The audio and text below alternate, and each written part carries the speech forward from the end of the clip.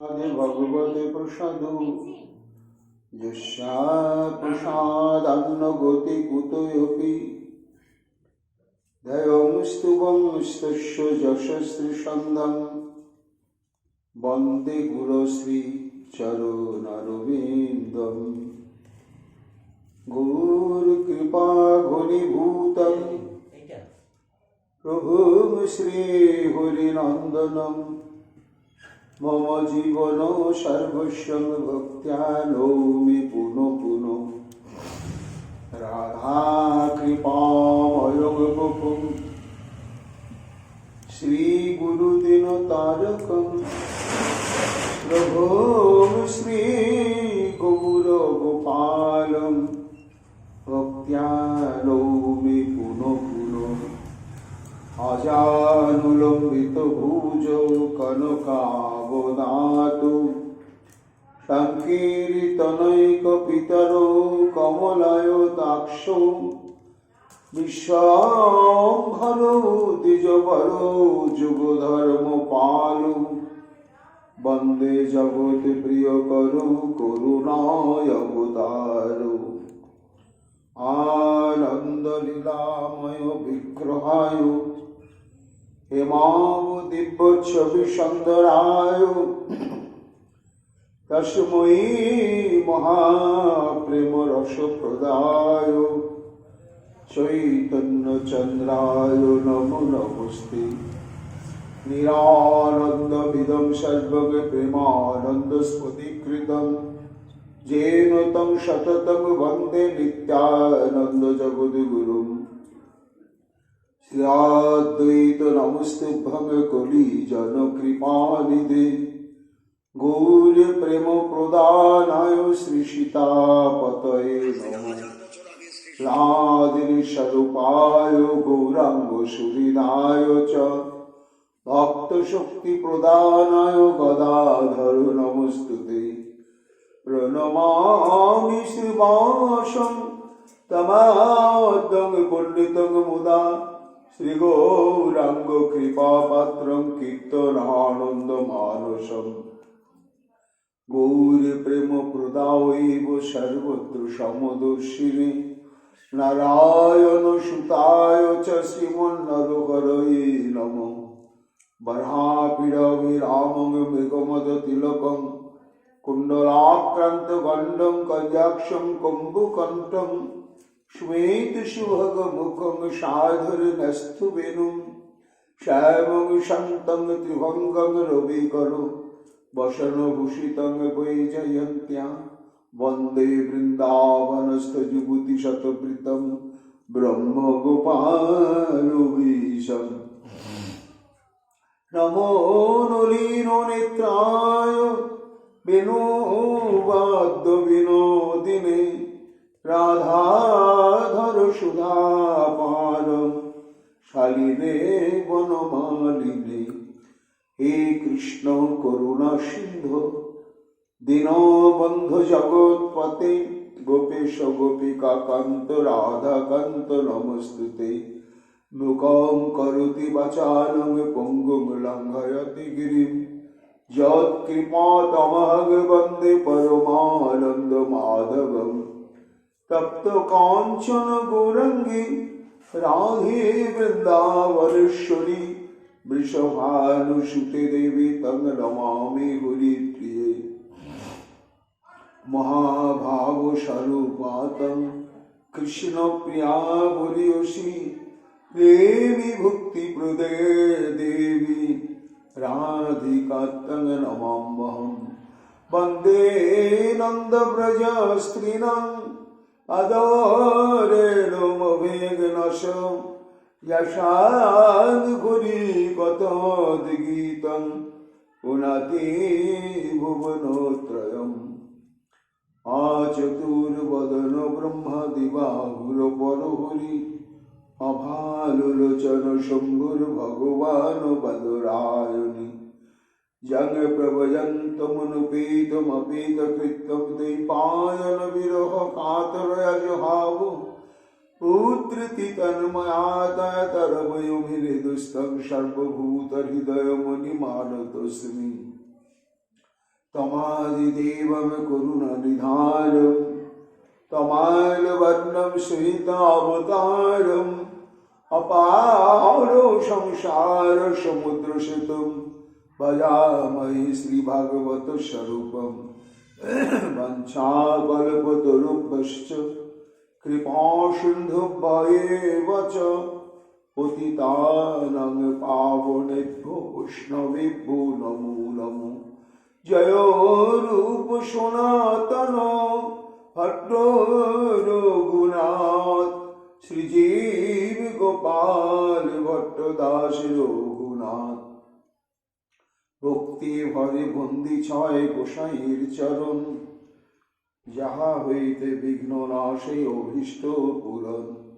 জয় গৌরী ভক্তবৃন্দ গৌরী যাদের প্রাণ তবে মিলিতে মোরে নিতাই গৌর ভক্তিদান। নিতাই গৌর হরি বল নিতাই গৌর হরি বল নিতাই গৌর হরি বল। জয় জয় নিতাই গৌর হরি হরি বল। রাধে রাধে রাধে জয় জয় শ্রী রাধে রাধে প্রাণ রাধে রাধে রাধে রাধে রাধে রাধে রাধে। জয় শ্রী রাধে। सप्तमे ब्रह्मण युक्ता महेशान्ते स्वयं प्रभु गोपीनां परमोत्कर्ष महतः स्वयं मुनि। कलिजुग पावन अवतार प्रेम पुरुषोत्तम भगवान श्री कृष्ण चैतन्य महाप्रभु अतीव अंतरंग प्रिय परिकर आचार्य वर्ज्य परम पूज्य पाद श्रील सनातन गोस्वामी तार श्री श्री बृहद भागवतामृत ग्रंथे प्रथम खंडे भगवत कृपाभर निर्धारण नामक এই প্রথম খণ্ডে পূর্ণ নামক সপ্তোধ্যায়। এই সপ্তোধ্যায়ে বর্ণনা করছেন ব্রজবাসীগণের বিরহে সন্তপ্ত শ্রী গোবিন্দ ক্রন্দন করতে করতে বারবার মূর্ছা প্রাপ্ত হচ্ছেন এবং সেই প্রভাবে প্রভাবান্বিত সমগ্র দ্বারকাপুরী। এইখানে টিকাকার বলছেন সপ্তমে ব্রহ্মণ যুক্তা মহেশান্তে স্বয়ং প্রভু, অর্থাৎ প্রথম খণ্ডের অন্তিম অধ্যায় হচ্ছে সপ্তম অধ্যায়। অধ্যায়ের প্রথম থেকে শুরু হয়েছিল দেবর্ষি নারদ সংবাদ, অর্থাৎ দেবর্ষি নারদ অনুসন্ধান করতে বেরিয়েছেন ব্রহ্মাণ্ডে সব থেকে শ্রী ভগবানের অধিক অধিক কৃপা ভাজনকে। এটি নির্ধারণ করবার জন্য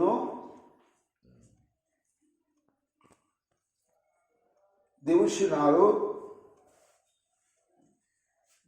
আগে 6টি অধ্যায় বিভিন্ন স্থানে গমনাগমন করেছেন। প্রথম অধ্যায়ের নাম ভৌম, অর্থাৎ ভক্তি রসপাত্রকে সেটি অনুসন্ধান করলেন সমগ্র ভারতবর্ষ জুড়ে। তা এই ভারতবর্ষে যেখানে যেখানে যেমন যেমন ভাবে অনুসন্ধান করলেন, যেহেতু এটি পৃথিবী সম্পর্কিত তাই এই অধ্যায়ের নাম ছিল ভৌম। প্রয়াগ থেকে তিনি দাক্ষিণাত্যবাসী এক মহারাজের কাছে গেলেন এবং তার সর্বাত্মক অনুরাগযুক্ত ভগবত সেবা দেখে দেবর্ষি নারদ তাকে চরমতম ভগবত কৃপাভাজন বলে ঘোষণা করেছিলেন। তারপরে দ্বিতীয় অধ্যায়ের নাম হচ্ছে দিব্য। দিব্য শব্দ হচ্ছে স্বর্গ বা অপার্থিব। দেবর্ষি নারদ ওই দাক্ষিণাত্যবাসী রাজার নিকটে জানতে পারলেন যে না না, আমার সীমিত ধন, ব্যাধিগ্রস্ত জীবন, তাতে অনিত্য, অল্পায়ু, আর মানুষই প্রচেষ্টার দ্বারায় মানুষের ভগবত সেবার প্রয়োজনে যতই সে প্রচুর বিত্ত বৈভব পেতে ইচ্ছা করুক, তার ভাগ্যে যতটুকুনি নির্ধারিত হয়ে আছে তাই তিনি পাবেন। তার সীমিত সম্পদের দ্বারা অনন্ত বিভু তত্ত্ব শ্রী ভগবানকে প্রাণের আশ্রমটি কি সেবা করা যায় দেবর্ষি নারদ? এই জন্য যদি প্রকৃত কৃপাভাজন দেখতে হয় তাহলে আপনি চলে যান স্বর্গে। সেখানে দেবরাজ ইন্দ্রই সব থেকে বেশি সেবা পরিচর্যা করছে। দেবরাজ ইন্দ্রের নিকটে গিয়ে অভিভূত হয়েছিলেন দেবর্ষি নারদ ইন্দ্রের ভক্তি শ্রদ্ধা দেখে, কিন্তু ইন্দ্রিও জানালেন যে না না, আমি কিচ্ছুই নয়, একমাত্র ব্রহ্মাই ভগবত কৃপা পাত্র। ব্রহ্মার নিকটে যখন উপস্থিত হলেন, ব্রহ্মা বলেন আমি না, একমাত্র শিবলোকবাসী শ্রীমন মহাদেব শ্রী ভগবানের সব থেকে অধিক কৃপা প্রাপ্ত। তখন দিব্য লোক থেকে দেবর্ষি নারদ, শিবলোকটি হচ্ছে প্রপঞ্চাতীত, শিবলোকের ধ্বংস হয় না, যেমন কৃষ্ণলোকের ধ্বংস হয় না, শিবলোকের ধ্বংস হয় না, কিন্তু ব্রহ্মলোকের ধ্বংস হয়। তাই যখন শিবলোকে পৌঁছালেন সেই অধ্যায়ের নাম হলো প্রপঞ্চাতীত। এখানে শ্রীমন মহাদেবকে দর্শন করে অভিভূত হলেন দেবর্ষি নারদ। তাঁর কৃষ্ণ প্রেমের বিকার, তাঁর শঙ্কর্ষণ দেবের প্রতি ভজন নিষ্ঠা তাকে শ্রেষ্ঠ কৃপার অধিকারী বলে মনে করলেন। কিন্তু শ্রীমন মহাদেব বললেন না না নারদ, আমি কি? তুমি যদি প্রকৃত শ্রী ভগবানের প্রভুর কৃপাভাজন দেখতে চাও তাহলে তুমি সুতলে চলে যাও। বলি একমাত্র ভগবানের শ্রেষ্ঠ ভক্ত, যে সর্বস্ব দান করল। তখন এই চতুর্থ অধ্যায়ের নাম হলো ভক্ত। বলির কাছে এসে যখন উপস্থিত হলেন, তখন বলির ভক্তি দেখে সত্যি সত্যি দেবর্ষি নারদ ভেবেছিলেন আমি শেষ জায়গায় পৌঁছে গিয়েছি, বলির উপর আর বড় ভক্ত নেই, কৃপাভাজন কেউ নেই। কিন্তু মহারাজ বলি পর্যন্ত যুক্তি তর্কের দ্বারা বিচার করে বুঝিয়ে দিলেন যে আমি কিছুই না, বরং আপনি চলে যান প্রহ্লাদের কাছে, সেই শ্রেষ্ঠ ভক্ত। তখন প্রহ্লাদের নিকটে উপস্থিত হলেন। প্রহ্লাদের ভক্তি দেখে দেবর্ষি নারদ স্থির করেছিলেন এই শেষ জায়গায় পৌঁছে গিয়েছি। কিন্তু প্রহ্লাদ যুক্তি তর্কের দ্বারা বিস্তার করে বুঝিয়ে দিলেন যে না না না,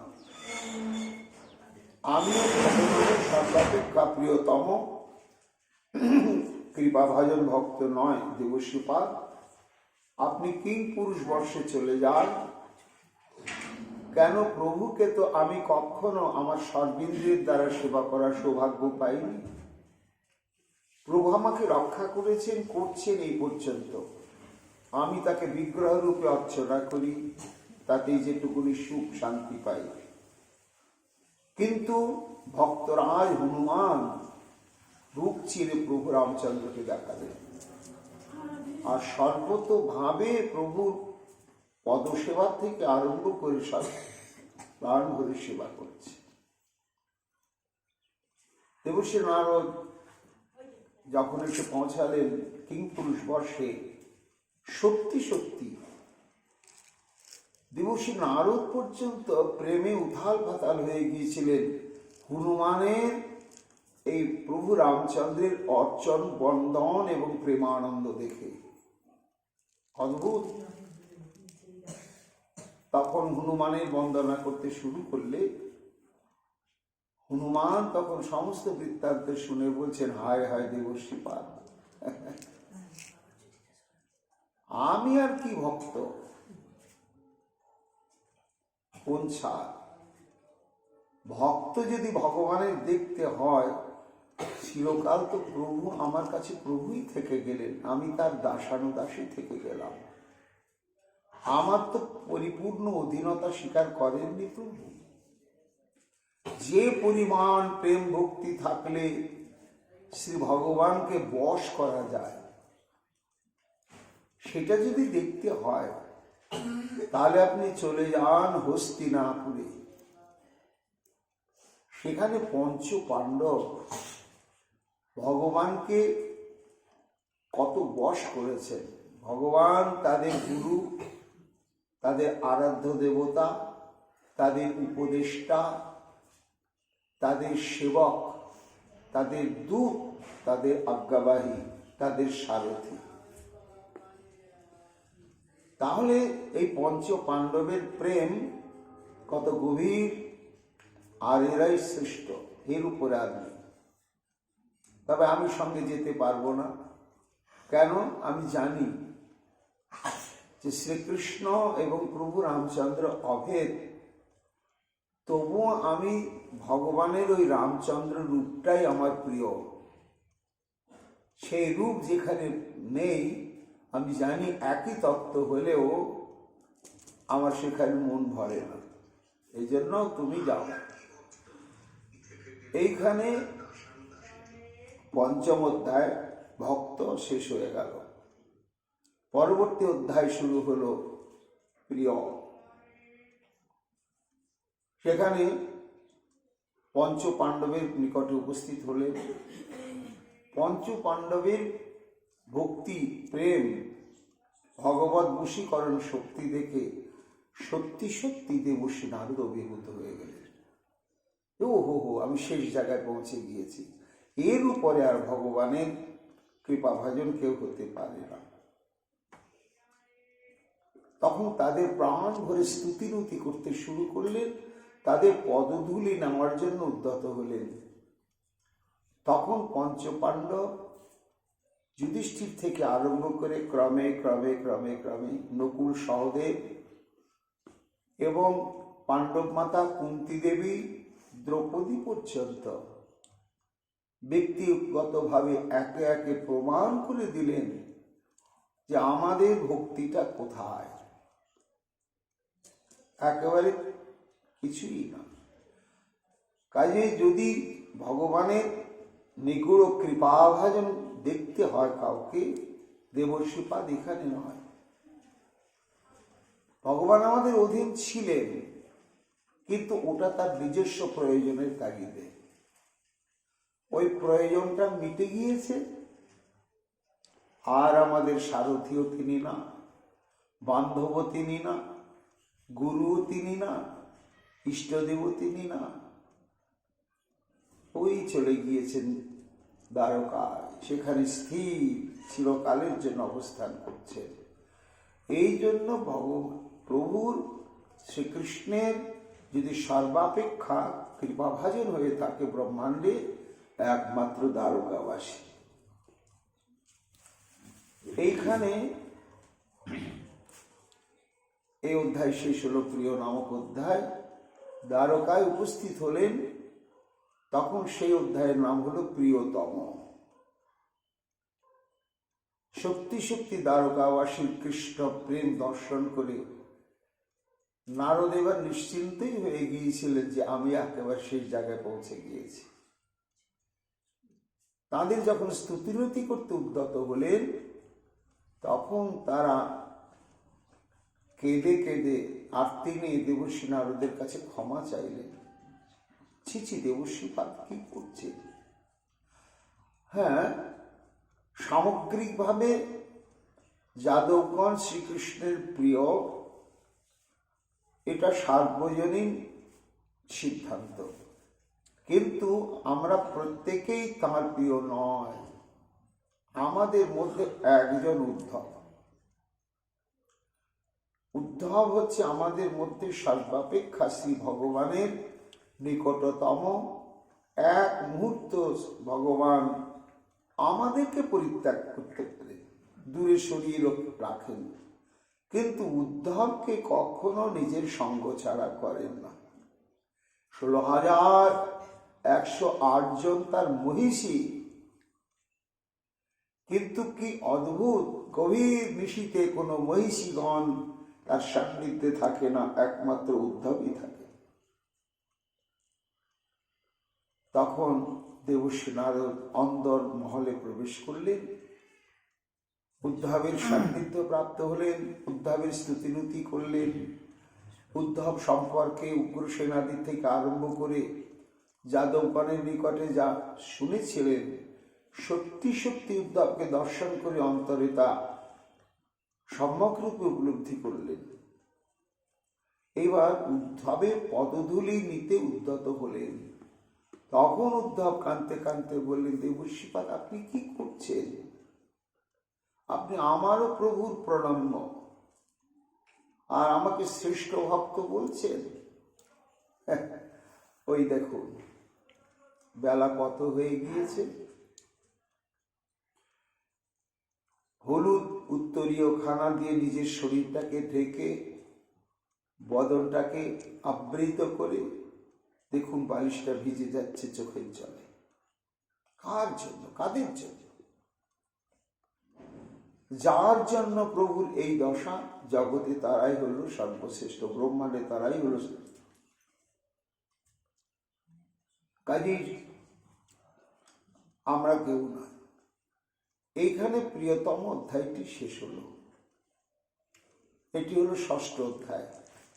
এরপরে সনাতন গোস্বামী পাদ ভগবত কৃপা ভর নির্ধার নামক প্রথম খণ্ডের অন্তিম অধ্যায়ের নাম দিলেন পূর্ণ, অর্থাৎ পরিপূর্ণ ভক্তিরস পাত্র কারা। এবং দেবর্ষী নারদের যে অনুসন্ধান, সেই অনুসন্ধানটাও এইখানে এসে পরিসমাপ্ত লাভ করল। সেই জন্য এই অধ্যায়ের নাম হচ্ছে পূর্ণ। কি আছে অধ্যায়? সপ্তমে ব্রহ্মণ যুক্তা মহেশ শান্তে স্বয়ং প্রভু। এই অধ্যায়ে আছে স্বয়ং ব্রহ্মা শ্রীকৃষ্ণের এই মোহদশার থেকে শান্ত দশা ইত্যাদি অবস্থা ব্রহ্মাকে কেন্দ্র করে প্রকাশিত হবে। এবং গোপীনাং পরম উৎকর্ষম আহো অথাহর্ষণ মুনি। এই অধ্যায়ে চূড়ান্ত সিদ্ধান্তে আমরা পৌঁছাবো, এই অনন্তকোটি ব্রহ্মাণ্ডে শ্রী ভগবানের সব থেকে কৃপাভাজন কারা। সেটা জেনে আমাদের লাভ হবে কি না? লাভ হবে যে তাদেরই পদাঙ্ক অনুসরণ করে আমাদের ভজন সাধন করতে হবে। এটি হচ্ছে শেষ কথা। এই চূড়ান্ত সিদ্ধান্তটি এই সপ্তম অধ্যায়, অন্তিম অধ্যায়, পূর্ণ নামক অধ্যায়ে সনাতন গোস্বামী পাদ মহারাজ পরীক্ষিতের বদনে ব্যক্ত করছেন। এবং পরীক্ষিত বলছেন, মা ইত্থং পরিবারস্য মাতস্তস্যার্থী রোদনৈ ব্রহ্মাণ্ডং ব্যক্ত সঞ্জাত মহৎ পাতচয় সনাত।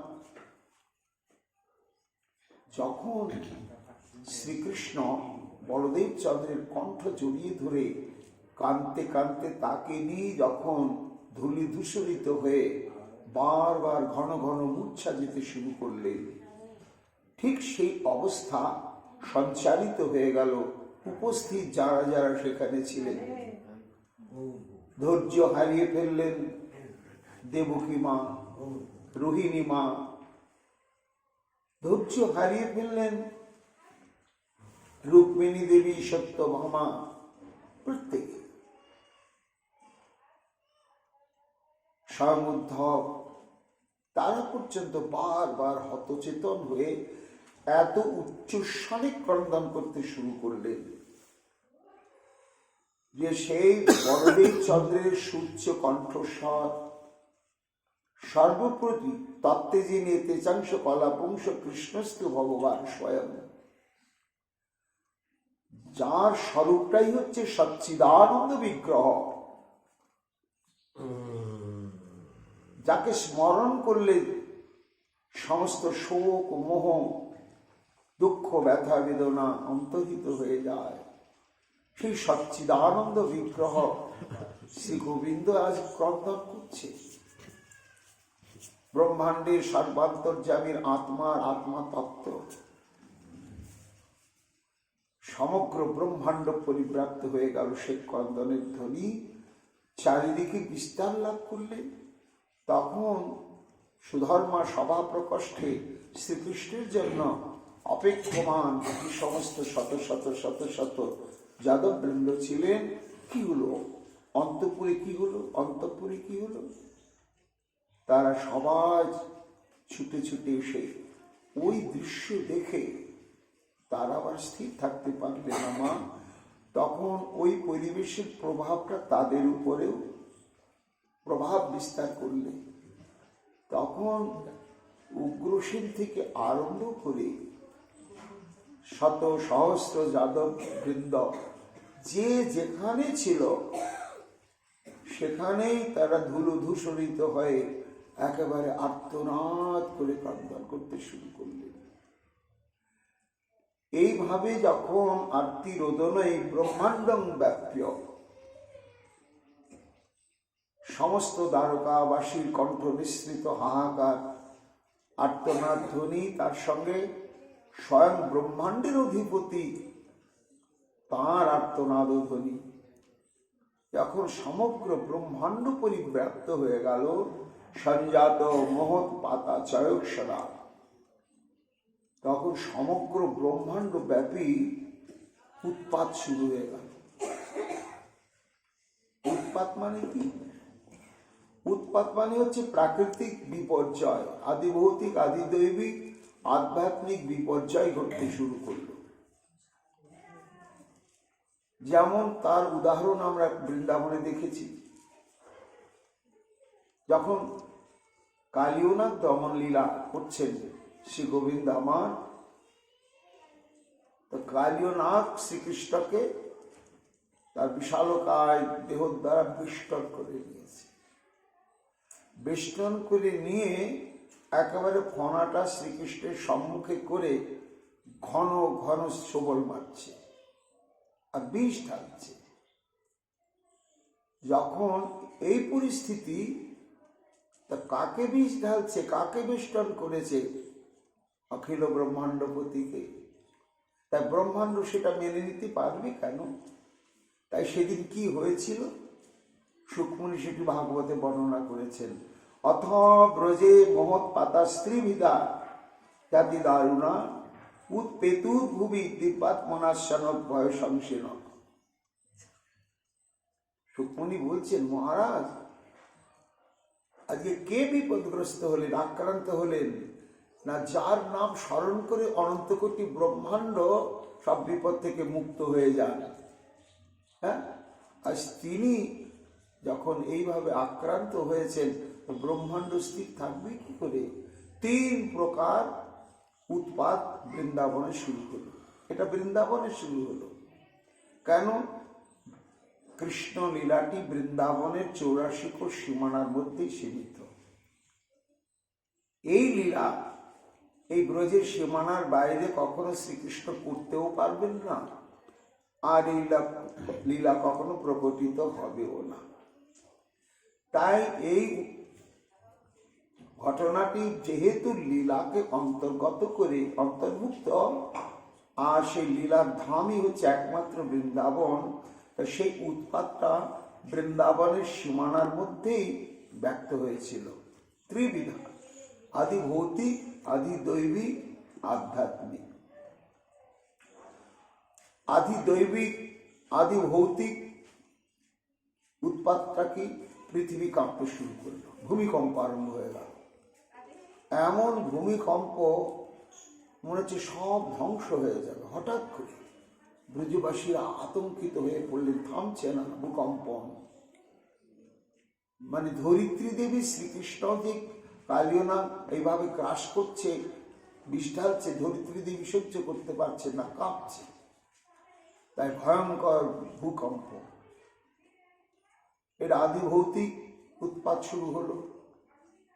আর আদি দৈবিক উৎপাত শুরু হলো কি না, হঠাৎ সূর্যের মুখটা অন্ধকার হয়ে গেল। সমস্ত কাক, শৃগাল, শকুন, গৃধিনী, বিড়াল, এই সমস্ত জীব এবং পক্ষীকুল আর্তনাদ করতে শুরু করল। আকাশে ঘন ঘন উল্কাপাত দেখা যেতে শুরু করলো এবং রক্ত বৃষ্টি হতে শুরু করল। এগুলি হচ্ছে আদি দৈবিক উৎপাত। আর আধ্যাত্মিক উৎপাত কি না, সমস্ত ব্রজবাসীগণের অঙ্গ প্রত্যঙ্গে অশুভ লক্ষণগুলো প্রকাশ পেতে শুরু করল। যেমন মায়েদের দক্ষিণ দিকের অঙ্গ প্রত্যঙ্গ যদি নাচে, তাহলে বুঝতে হবে একটা ভয়ঙ্কর বিপদ হতে চলেছে।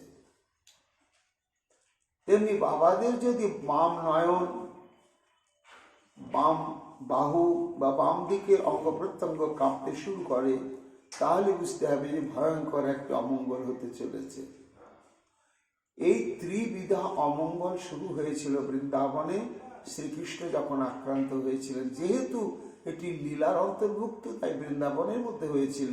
কিন্তু আজকে যে দ্বারকায় হচ্ছে, এটা তো একেবারে সমগ্র ব্রহ্মাণ্ড পরিব্যাপ্ত হয়ে, কাজেই একেবারে পৃথিবীর থেকে, পাতাল থেকে ঊর্ধ্বলোক, ভূলোক, ভূগোলোক, স্বর্লোক, জনলোক, তাপলোক, মহলোক, সব ভয়ঙ্কর উৎপাত আরম্ভ হয়ে গেল। ব্যতিক্রম, সন্ত্রস্ত হয়ে গেলেন দেবতাবৃন্দ, জনলোকের বাসী পিতৃগণ, তপলোকের সমস্ত তপস্বীগণ, মহলোকের মহর্ষিগণ সন্ত্রস্ত হয়ে সবাই ব্রহ্মার কাছে ছুটলেন। ব্রহ্মলোক তখন সেই অবস্থা। কেন? শ্রীকৃষ্ণ কাঁদছেন, ধৈর্য হারিয়ে ঘন ঘন মূর্ছা প্রাপ্ত হচ্ছে। এটা থামতে পারবে কেন? তাই পরীক্ষিত বলছে, মা, এই রকম উৎপাত যখন আরম্ভ হয়ে গেল, তখন ব্রহ্মা চিন্তা করলেন, এই উৎস কোথায়? এখন তো প্রলয়কাল সমাগত হয়নি, তাহলে এই উৎপাত কোত্থেকে সৃষ্টি হয়ে সমগ্র ব্রহ্মাণ্ডে প্রভাব বিস্তার করছে? এ তো আমাকে অনুসন্ধান করতে হবে। তখন ব্রহ্মা ভাবলেন,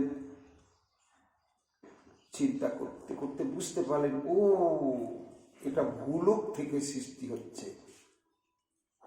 আর ভূলোকের কোত্থেকে? না, ভারতবর্ষ থেকে। আবার ভারতবর্ষের কোত্থেকে? দ্বারকাপুরী থেকে। তাহলে দ্বারকাপুরীতে অধুনা কে রয়েছেন? আমার ইষ্টদেব সেই শ্রী গোবিন্দ রয়েছেন। তাহলে কি শ্রী গোবিন্দেরই কিছু হলো? তখন স্বয়ং আগচ্ছত চতুর্মুখ বৃত বেদ পুরাণাদ্বৈ পরিবারই সুরৈরপি, অর্থাৎ চতুর্মুখ ব্রহ্মা কি হলো, কি হলো, কি হলো, চলো চলো চলো যাই, একা এলেন না, সব পুরাণগণকে সঙ্গে করে, পুরাণের অধিষ্ঠাত্রী যে যারা দেবতা বা দেবী, 4টা বেদ, বেদের অধিষ্ঠাত্রী দেবতা আছে, তারপরে সমস্ত স্বর্গবাসী দেবতাগণকে নিয়ে ব্রহ্মা ধীরে ধীরে অনুসন্ধান করতে করতে করতে করতে এই ভারতবর্ষে এসে পৌঁছালেন। পৌঁছে তখন ব্রহ্মা দেখছেন দ্বারকাপুরীর দিকে তাকিয়ে কি দৃশ্য দেখছেন? তমা পূর্ব দশা ভাজং পৃষ্ঠ প্রণয় কাতরম নিগূঢ় নিজ মহাত্ম ভর প্রকট উদ্ধতম মহানারায়ণ ব্রহ্মা পিতরম গুরু মাত্মন সচমৎকারম আলৈক্য ধস্ত ধৈর্য অরুরৎসনম। পরীক্ষিত বলছেন, মা এসে কাকে দর্শন করলেন? না সেই অনাদিরাদি শ্রী গোবিন্দ। এই গোবিন্দকে ব্রহ্মা পিতারম, ব্রহ্মার পিতা। কেন না শ্রী গোবিন্দের থেকেই নাভি কমল থেকে ব্রহ্মার জন্ম হয়েছে, তাই আদি পিতা হচ্ছে ওই শ্রী গোবিন্দ।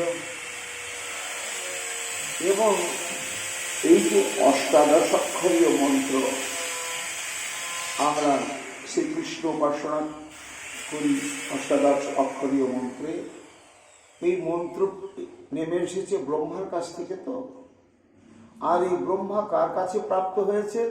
না সেই গোবিন্দের কাছ থেকে। এই জন্য শ্রী গোবিন্দ যেমন একাধারে ব্রহ্মার পিতাও বটে আর গুরুও বটে। তাই ব্রহ্মা পিতরম গুরু মাত্মনম, তাঁর পরমারাধ্য গুরুদেব এবং পিতা স্বরূপ মহানারায়ণম, শ্রীকৃষ্ণকে বলছেন মহানারায়ণ স্বরূপ। কি অবস্থায় দেখলেন তিনি? অপূর্ব দশা ভাজম, অপূর্ব দশা। একেবারে আত্মবিস্মৃত হয়ে ভুল উত্থিত হচ্ছেন, তার দেহস্মৃতি জ্ঞান নেই, ক্ষতবিক্ষত হয়ে যাচ্ছে কোমলাতি কোমল তনুখানা, আর নয়নে যেন অবিশ্রান্ত অবিরাম সুরধ্বনি গঙ্গা প্রবাহিত হয়ে চলেছে, অশ্রু কম্প। তার সঙ্গে সঙ্গে মূল সংকর্ষণ তত্ত্ব বলদেব চন্দ্র। কেন করছেন প্রভু এরকম? কিসের থেকে হলো? ব্রহ্মা বুঝতে পারলেন। নিগুড় নিজ মহাত্মা ভর প্রকট উদ্ধতম। কাদের সঙ্গে ভগবানের নিবিড় প্রেম, নিগুড় প্রেম, গুচ্ছ প্রেম? না পৃষ্ঠ প্রণয় কাতরম। ভগবানের অনন্ত কোটি ভক্তগণ, তার মধ্যে সর্বাপেক্ষা সর্বাপেক্ষা সর্বশ্রেষ্ঠ ভক্ত ওই ব্রজ গোপিকাগণ, আর দ্বিতীয় কেউ নেই। তা সেই গোপীগণের সঙ্গে শ্রীকৃষ্ণের যে চরমতম উৎকর্ষময় প্রেম, সেই প্রেমকে কেন্দ্র করে গোপী মাহাত্ম্য প্রকাটে উদ্যত হতে গিয়েই শ্রীকৃষ্ণ এই অবস্থা প্রাপ্ত হয়েছে। এটি সম্যক ব্রহ্মা বুঝতে পারলেন। আর বুঝতে পারার সঙ্গে সঙ্গেই ধস্ত ধৈর্য হারিয়ে ফেলে নিজেও। কেন? ওই যে ক্রন্দনের ধ্বনি আর তার থেকে যে একটা তরঙ্গ তাপ উঠছে, সেটা ব্রহ্মাকেও প্রভাবান্বিত করে ফেললে। তখন অষ্ট নয়নে তারও অজস্র অশ্রু বিসর্জন হতে শুরু করল, এবং হংস পিঠেই ব্রহ্মা ক্রন্দন করতে করতে ধৈর্য হারিয়ে ফেললেন। অনেকক্ষণ এইভাবে কাঁদতে কাঁদতে আবার যখন ধীরে ধীরে সম্বিত ফিরিলেন, তখন ব্রহ্মা চিন্তা করছেন, না সবাই কাঁদছে, কাঁদুক, কিন্তু কেউ তো ভাবছে না যে প্রভুর এই ক্রন্দনের অবসানটা ঘটানো যাবে কি করে। এ তো ব্রহ্মাণ্ড শেষ হয়ে যাবে। যেভাবে ব্রহ্মাণ্ড ক্ষোভিত হচ্ছে, উৎপাতের দ্বারা আক্রান্ত হচ্ছে, ক্রমে ক্রমে প্রলয় শুরু হয়ে যাবে। তাহলে না, প্রভুকে শান্ত করতে হবে, প্রকৃতিস্থ করতে হবে। সবাই কেঁদেই যাচ্ছে, প্রভুকে সুস্থ শান্ত প্রকৃতিস্থ করার উপায়টা কেউ ভাবছে না। আমাকে তো কাঁদলে চলবে না, আমাকে তো ভাবতে হবে। তখন সংসভ্য যত্নাৎ আত্মানং শাস্ত্রম জনয়িতুম প্রভু উপায়ং চিন্তয়ামাস প্রাপ্য চান্তরং হৃদি। পরীক্ষিত বলছেন, মা বহুক্ষণ ধৈর্য ধারণ করে ব্রহ্মা পর্যবেক্ষণ করতে লাগলেন যে যাদের প্রেমের স্মৃতিতে, যে ধামের স্মৃতিতে প্রভু আমার এই দ্বারকাতে এই অবস্থা প্রাপ্ত হয়েছে, তাহলে এই মুহূর্তে প্রভুকে যদি সেই বৃন্দাবনে নিয়ে যাওয়া যায় তাহলে প্রভু প্রকৃতিস্থ হতে পারবেন, কিন্তু সেটা অসম্ভব। সরাসরি এখান থেকে এই গোবিন্দকে দ্বারকায় নিয়ে যাওয়া, শ্রীধাম বৃন্দাবনে নিয়ে যাওয়া অসম্ভব। কিন্তু যে কোনো উপায় হোক ওই বৃন্দাবনের স্মৃতি দর্শন না করানো পর্যন্ত প্রভু প্রকৃতিস্থ হবে না, এটা চিন্তা করলেন। উপায়ন চিন্তা মাস, তারপরে তখন উপায়টা খুঁজে পেলেন। কি উপায় পেলেন? সেই উপায়টা আমি যদি সার্থক করতে চাই তাহলে একজনের দরকার।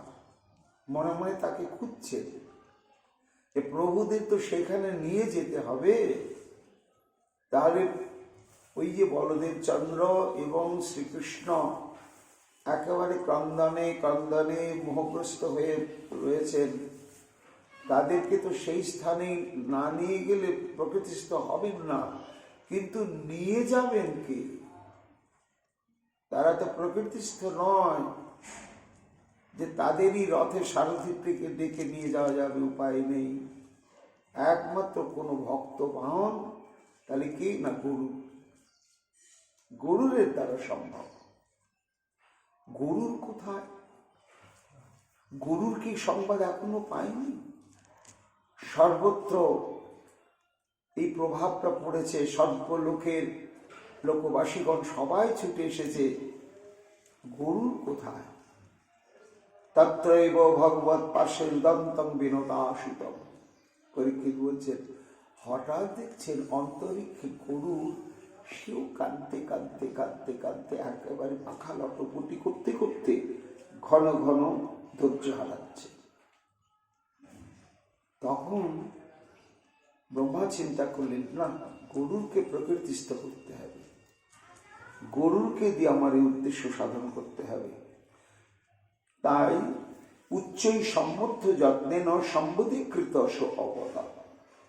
তখন ব্রহ্মা গরুরের কাছে উপস্থিত হলেন অন্তরিক্ষে গিয়ে, তখন গরুরকে শান্ত করতে শুরু করলেন, বুঝাতে শুরু করলেন, ডাকতে শুরু করলেন যে গরুর, তুমিও এইরকম দশা প্রাপ্ত হচ্ছ, তুমি তোমার প্রভুকে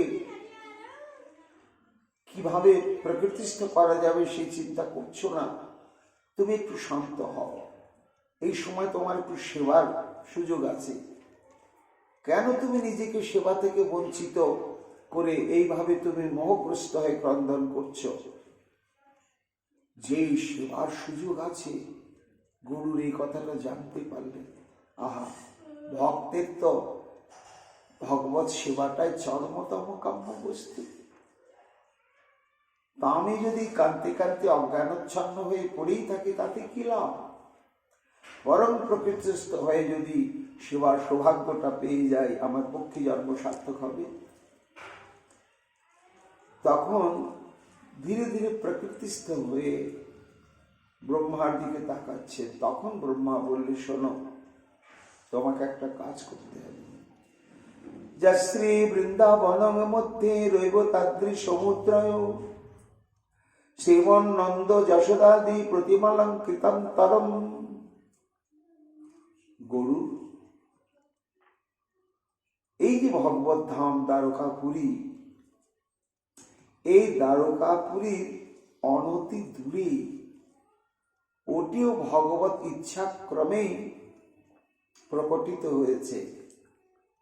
সমুদ্রয় মধ্যে রৈবতাদ্রি, অর্থাৎ বিশাল সমুদ্রের মাঝখানে রৈবতক পর্বত নামে একটি পর্বত, এবং সেই পর্বতের উপরে বিস্তীর্ণ সমভূমির উপরে অদ্ভুত একটি উদ্যান আছে। সেই উদ্যানটার নাম হচ্ছে নব বৃন্দাবন। কি আছে সেই উদ্যানে? শ্রীমন নন্দান যশোদাদি প্রতিমালঙ্কৃতম, সেখানে বৃন্দাবন সব, সেখানে গোবর্ধন পর্বত, যমুনা, নন্দগ্রাম, বর্ষানা সব আছে, যাবর, তারপরে লক্ষ লক্ষ ধেনু, কিন্তু সব হচ্ছে মূর্তি, তৈরি করা মূর্তি, পুতুলের মতো। কে করলো? বিশ্বকর্মা। এমন নিখুঁত ভাবে তৈরি করেছে যে এগুলো যে মূর্তি, প্রতিমা আসল নয় বোঝাই যাবে না। শুধু কথা বলে না, চোখের পলক পড়ে না, নড়াচড়া করে না, স্থির হয়ে রয়েছে। কি কি রয়েছে সেখানে? নন্দালয়, নন্দালয়ে মা যশোদা, নন্দ বাবা সব। তারপরে নন্দালয়ের উপকণ্ঠে গোশালায় ধবলি, শ্যামলি, কালী, কমলি, যত গাভী যে যে রঙের যেমন যেমন সব সুন্দর করা আছে। কোথাও সব শ্রীরাম, সুদাম, সুবল, মধুমঙ্গল, স্তক, কৃষ্ণ, অর্জুন, দক্ষ, ভৃঙ্গ ইত্যাদি সমস্ত বসন্তগণ, শাখাগণ সব অবিকল। তাই গোযুদ্ধই তাদৃশী যুক্তং রচিতং বিশ্বকর্মণা রাজতে মাথুরং সাক্ষাৎ বৃন্দাবনমিবাগতম। সেই নববৃন্দাবন একেবারে, কিন্তু সবই প্রতিমা দিয়ে সাজানো। আজকাল এরকম দেখা যায়, নেটে আমি দেখি, মানে হাট বাজার করা আছে, ঠিক এমন ভাবে সৃষ্টি করেছে পুতুল দিয়ে, মনে হচ্ছে সব জানত। তাত্রেমং সাগ্রঞ্জন যত্না যথাবস্থং সনৈর্নয় কেবলং জাতু তত্রৈষা রহিন্য ন কশ্চন। এই মুহূর্তে তোমাকে করু খুব সন্তর্পণে, ওই যে দুভাই অচৈতন্য হয়ে পড়ে গেছে, এটাই সুযোগ। তুমি অতি সন্তর্পণে ওদেরকে তুলে নেবে, নিয়ে তুমি এখান থেকে সেই সমুদ্র গর্ভে যে নব বৃন্দাবন রৈবত্যক পর্বতে, সেখানে দিয়ে যাবে। নিয়ে গিয়ে যেখানে নন্দালয়, এবং নন্দালয়ে যেখানে শ্রীকৃষ্ণের শয়নগৃহ, সেই শয়নগৃহের মধ্যে শ্রীকৃষ্ণকে শয়ন করিয়ে দেবে, আর বলদেবকে ওইখানে রাখবে। রেখে তুমি এসে আবার একমাত্র রোহিণী দেবীকে নিয়ে যাবে, আর ওখানে কেউ যেতে পারবে না। এটি ব্রহ্মা গরুকে নির্দেশ করলেন। যখন গরুকে নির্দেশ করলেন, পরীক্ষিত বলছেন, যত্নাৎ স্বস্থতাঙ্গিত ব্রহ্মণা সপ্তগেশ্বর বিশারদ বড় পৃষ্ঠে মন্দং মন্দং ন্যাধত্তত্ব। তখন সেবার সৌভাগ্যের সংবাদ পেয়ে গরুর আনন্দে আবার প্রকৃতিস্থ হয়ে গেলেন, যে আমি তো কাঁদছি, আজ আমার সেবার সৌভাগ্য এসেছে, আর তো কাঁদলে হবে না।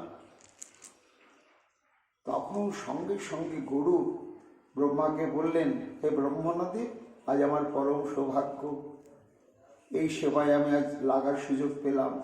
এই বলে সেই স্থানে এসে অতি সন্তর্পণে মন্দং মন্দং ন্যাধত্ত, আলতো আলতো আস্তে আস্তে নিজের পৃষ্ঠে তুলে নিলেন শ্রীকৃষ্ণ বলরামকে। তারা বুঝতেই পারছেন না, অচৈতন্য অবস্থায় রয়েছেন। নিয়ে তখন ধীরে ধীরে, যাতে বুঝতে না পারেন,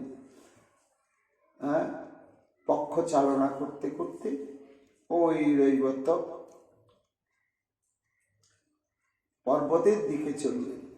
স্বস্থানং ভেজিরে সর্বে চতুর্ভক্তের বোধিতা সংগ্রামিবাপ্ত রামস্তু নিয়মান গরুত্মতা। এইভাবে যখন গরুর নিয়ে যাচ্ছে সেই রৈবতক পর্বতে, তখন গরুরের পিঠের মধ্যেই যেতে যেতে বলদেব চন্দ্র একটু ধীরে ধীরে চেতনা প্রাপ্ত হলেন, হয়ে বুঝতে পারছেন নড়ছে, কোথাও কোথাও যাচ্ছি আমরা, দেখছেন গরুরের পৃষ্ঠে। কিন্তু কানাই তখনও একেবারে মূর্ছাগত অবস্থায় রয়েছে।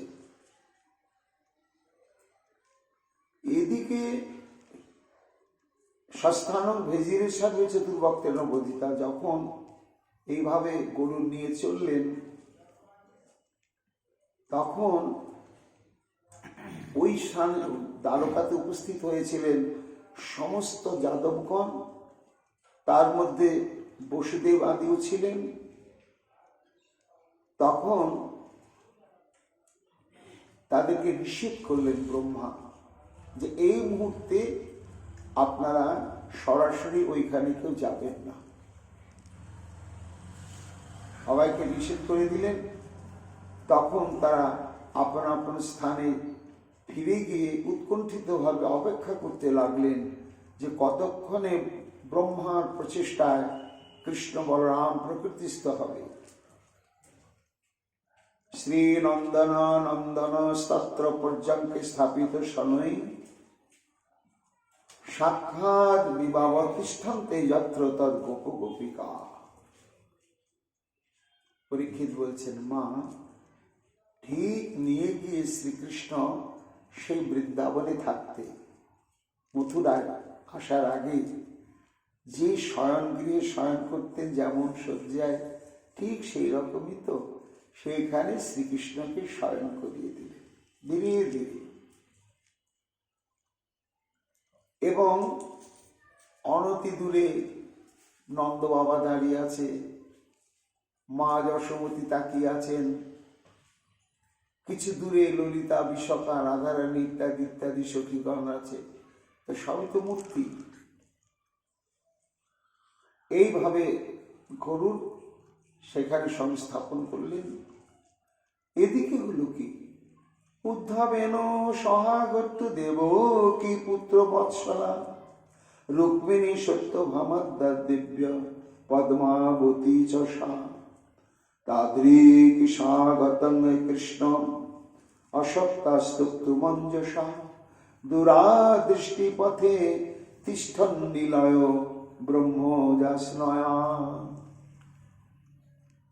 ওই যে অন্তঃপুর মাঝে দ্বারকায় শ্রীকৃষ্ণের শয়ন প্রকোষ্ঠের নিকটেই দ্বারের বাইরে যারা উপস্থিত ছিলেন তারা হচ্ছে এক বলরাম। বলরাম তো কৃষ্ণের সঙ্গে গরু নিয়ে চলে গিয়েছেন।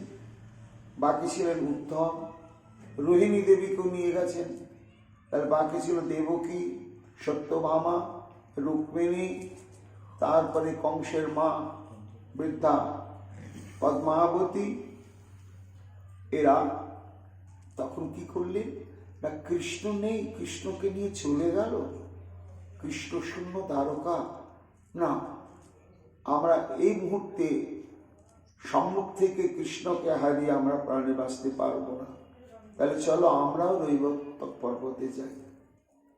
তখন তারা, পরীক্ষিত বলছেন, মা কোনো যানবাহনের মাধ্যমেই হোক বা পদব্রজেই হোক, ধীরে ধীরে ধীরে ধীরে তারা সেখানে গিয়ে উপস্থিত হলেন। যখনই সেই নববৃন্দাবনের সীমানার কাছাকাছি গিয়ে উপস্থিত হয়েছে, ব্রহ্মা জানতে পারলেন। জানতে পেরে সবাইকে ছুটে এসে প্রণাম করে বললেন যে আপনারা এসেছেন যখন আমি ফিরে যেতে বলছিলাম, কিন্তু আমার প্রভু শ্রী গোবিন্দ বল শঙ্কর্ষণ বলরাম যেখানে রয়েছেন সেখানে আপনারা তাদের চোখের সামনাসামনি কেউ যাবেন না, থাকুন, কিন্তু তারা যেন কখনো আপনাদের দেখতে না পায়। তাহলে আমার উদ্দেশ্যটি পূর্ণ হবে না। এইভাবে যখন বুঝিয়ে ব্রহ্মা তাদেরকে বললেন, তখন পরীক্ষিত বলছেন, দূরাদৃষ্টি পথে অতিষ্ঠান নিলয় ব্রহ্মজাসনা। ব্রহ্মার পরামর্শে এরা আড়ালে সবাই ওইখানে অবস্থান করতে লাগলেন। আড়াল থেকে তারা শ্রীকৃষ্ণ এবার কি কি করবেন না করবেন সেটা অনুভব করবার জন্য তারা অপেক্ষা করে থাকলেন।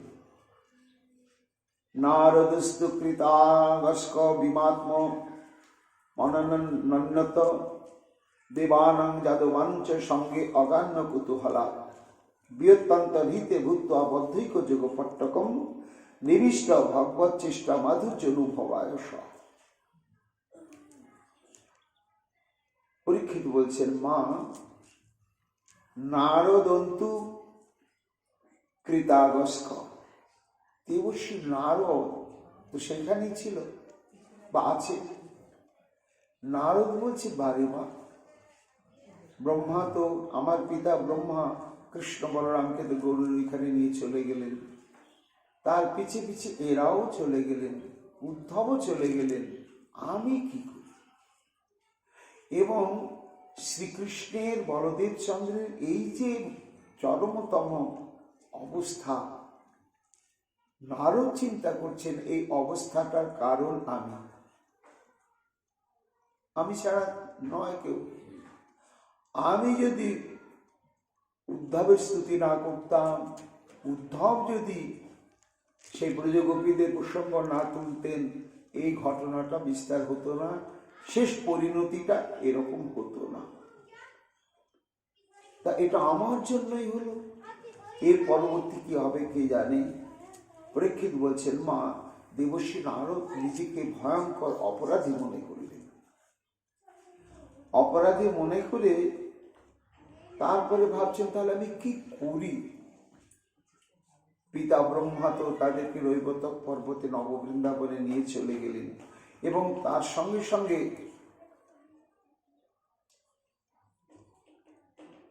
যাদবগণও অনেকে অনেকে চলে গেলেন। আমি কি করি? তখন পরীক্ষিত বলছেন, সে বিয়ন্তন্তর্হিত ভূত্বা বদ্ধৈক যোগপট্টম। দেবর্ষি নারদ তো, তার তো একটু অলৌকিক শক্তি, দৈব শক্তি রয়েছে। তখন ওই রৈবতক পর্বতে নববৃন্দাবনের আকাশে তিনি যোগশক্তির প্রভাবে অদৃশ্য হয়ে গেলেন। তাকে কেউ দেখতে পাচ্ছে না, কিন্তু তিনি সব দেখতে পাচ্ছেন কি ঘটছে পরস্পর। এইভাবে নিবিষ্ট চিত্ত ভগবত চেষ্টা মাধুর্য অনুভবায়, একাগ্র চিত্তে লীলা পুরুষোত্তম, সবই তোমার অদ্ভুত লীলা। গোপী প্রেম যে তোমাকে কি অবস্থায় নিয়ে যায়, হে প্রভু, এ তুমি একটি অভিনব দৃষ্টান্ত স্থাপন করলে।